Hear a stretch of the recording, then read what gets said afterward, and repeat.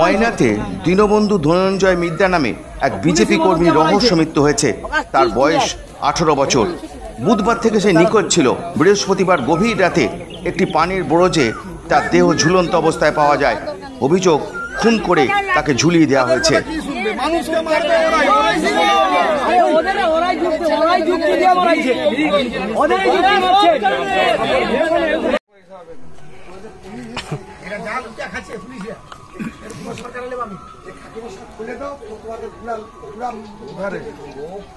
বলছি, কবে থেকে আপনার ছেলে নিখোঁজ ছিল?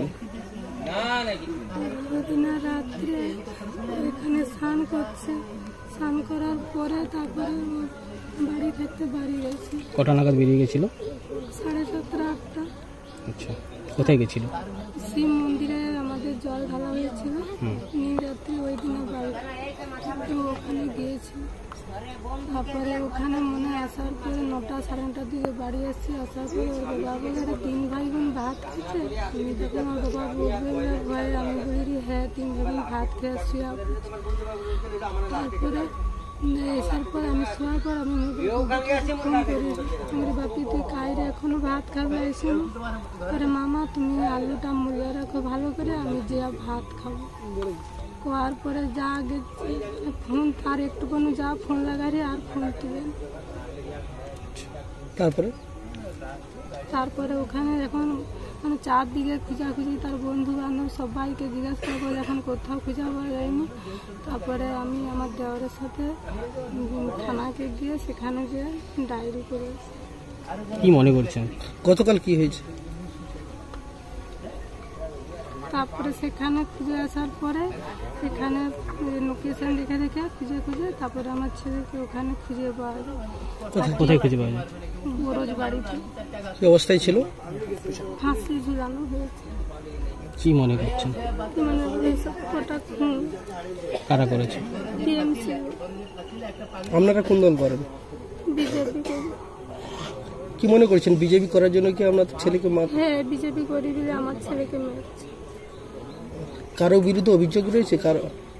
হ্যাঁ, কিছু কিছু লোককে জানি, বুদ্ধদেব মণ্ডল আর কমল কুটিয়া, স্বপন ভৌমিক আর তার 2 ছেলের নাম আমার মনে আছে।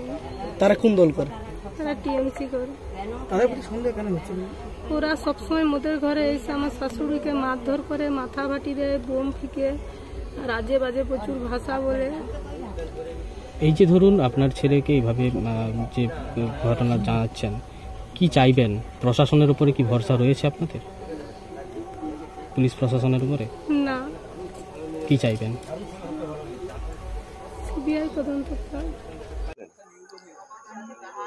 দেখুন, আমি অনেকটা রাত্রে ফোন পেয়েছি। এখানকার আমাদের কর্মীরা ফোন করেছিল।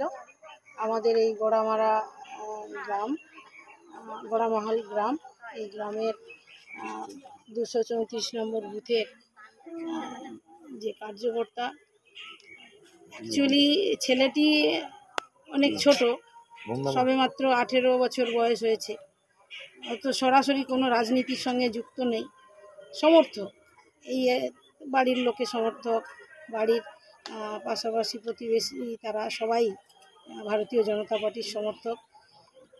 তাই তৃণমূলের নোংরা কালচার এই 1 বছর এখনও হয়নি। 1 মে গত বছর বিজয় ভূঁইয়া আমাদের এই বুথেরই কার্যকর্তা এবং নেতৃত্ব, তাকে দিনের বেলাতেই কিভাবে নৃশংসভাবে খুন করা হয়েছিল আপনারা সেটা জানেন, আপনাদের সংবাদ মাধ্যমেই সারা রাজ্যে প্রচারিত হয়েছে।